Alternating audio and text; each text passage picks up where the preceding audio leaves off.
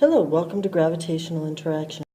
In this presentation, hopefully you will be able to understand what gravitational fields are, what weight and weightlessness is, and at another time, how gravity affects natural events such as tides, satellites, stars, and black holes. In today's presentation, I will only be covering these concepts here. So, starting off with gravitational fields. A gravitational field is an attractive force field that exists around the space of every mass. That is, every object that has mass has a radiating gravitational field surrounding it, where the strength of the gravitational effect is strongest closer to the mass and lesser the further away from the mass that you get. The Earth's gravitational field is radial. This means that the field lines radiate out from the center, remembering always that it is attractive in nature, but the field lines themselves radiate out. Now, would you have thought that the field lines would radiate out, or would they be, kind of parallel and straight all along? Well, if we change our frame of reference and we are only looking at a small segment of the Earth, then, just like even though we live on a globe, the small segment near where we live appears to be flat, so the radial lines appear to be parallel and equidistant. The Earth's gravitational field strength. Now, one of the most important things I want you to remember is that without a second object, you cannot measure the field strength of a gravitational field. For what I mean by that is, let's say we have this object here. If there is no secondary object, we cannot measure how much gravitational field would affect a secondary object. It's kind of like you need to have a second object in there in order to test the strength of that field. Now, we represent the Earth's gravitational field by the letter G.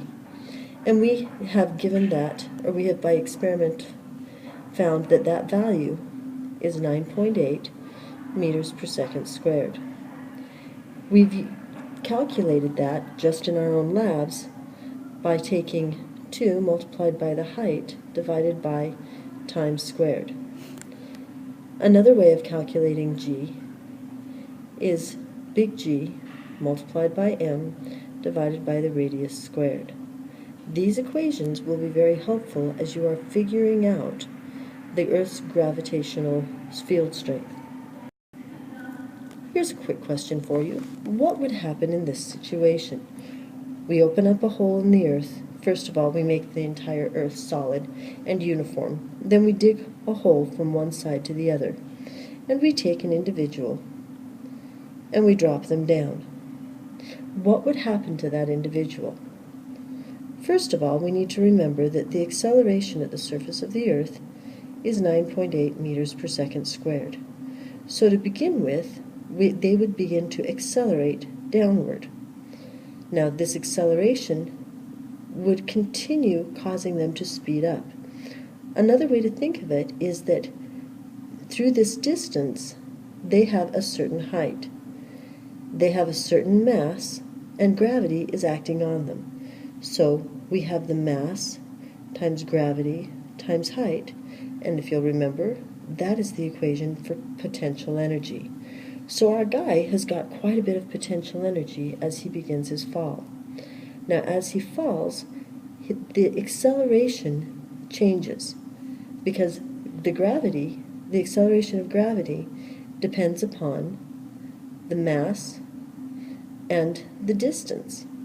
As the distance becomes less, the mass acting towards that for that acceleration also becomes less. So at the halfway point, he would have about 1/2 g. At about 3/4, he would have about 1/4 g. And right at the middle, all of that potential energy would have been turned into kinetic energy,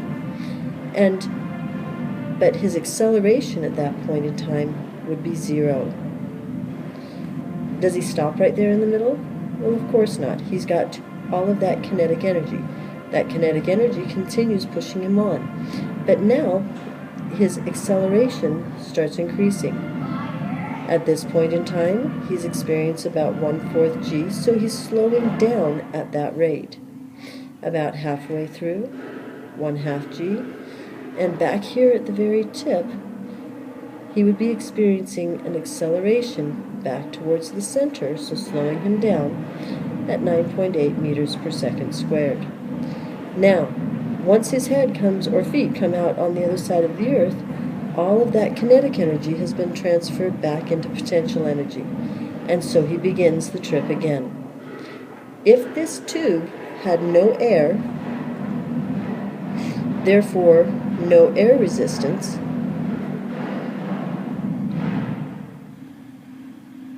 he would continue in this oscillation forever. Now, what would happen in the presence of air? Well, the air resistance would actually act to slow him down even more, which would cause him to eventually stop here in the middle. Now, what was our acceleration of gravity here in the middle? 0. So what would happen in this situation? Let's say that we've created a very, very strong bubble in the center of the Earth, and we've put somebody in there. What acceleration of gravity would he be experiencing? Well, the same amount that he would have been experiencing had he stopped there going through the Earth path. That would be 0. He would have a state of weightlessness. All of this mass is surrounding him, and because the mass is surrounding him, the mass is actually being attractive towards the center of mass. The forces are all balancing out, causing him to experience 0 g. So, as a quick review, mass is the measure of the amount of matter in an object. It's how much stuff is in it. Weight is a measure of the gravitational force on an object. These two are not the same. In order for us to calculate the weight, we need to have the mass and multiply it by the gravitational acceleration. Now, hey, that equation looks kind of familiar. It looks a lot like Newton's second law of motion, where the force is equal to the mass multiplied by the acceleration. Let's see if we can't make this make some sense. Sally has a mass of 10 kilograms.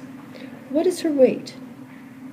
Looking at our equation, we see that weight is equal to mass times gravity. Her mass is 10 kilograms. We're going to go ahead and call gravity, no, we're going to call it 9.8 meters per second squared. So what is her weight? 98 newtons. So what is the force of gravity acting on her? Well, we can calculate the force by looking at her mass multiplied by the acceleration. The acceleration of gravity is, wait a minute, that's the exact same equation we just did. So it would be the same, 98 newtons. So her weight is the exact same thing as the force of gravity as it is acting on her. Let's take a look at some scenarios of Sally, who weighs 98 newtons, in an elevator. So what would her weight be if she's not moving? Well, if she's not moving, her weight would be 98 newtons. Now, what would happen if she's accelerating upward? What would, if she was standing on a scale, what would that scale read? Would it read more, less, or the same as when she was standing still? Remember, she's accelerating up. So if she is accelerating up, where is the weight pushing down at? Where is the normal force? That's right. If she is accelerating upward, her weight will go up. it will look like she is actually weighing more if she's in a moving elevator with an upward acceleration.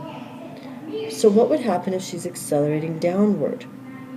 Well, if she's accelerating downward, then that downward acceleration would actually reduce the amount of normal force acting on her, causing her weight to go down. Now, what would happen if, heaven forbid, the rope were to snap and she were to be falling? Well, at that point in time, she is in free fall. That is the exact same thing we've been talking about. She would be experiencing weightlessness. Because this act of falling is very much like when we have our shuttle and it's falling around the earth. And we've seen pictures of what's happening in the shuttle. Everyone is floating around because they are experiencing weightlessness of free fall. So weightlessness is the condition of free fall toward or around the earth where an object experiences no support force and therefore no force on the scale. So is weightlessness the absence of gravity? No. Weightlessness is not the absence of gravity. Weightlessness is when an object experiences no support force, such as when it is in free fall toward or around the earth. In fact, in near-Earth orbit, our astronauts experience 98% of Earth's gravity. Now, it doesn't hold them down very much because they are constantly in free fall as they are going around the planet. All right, quick quiz. Which of the following does gravity not affect?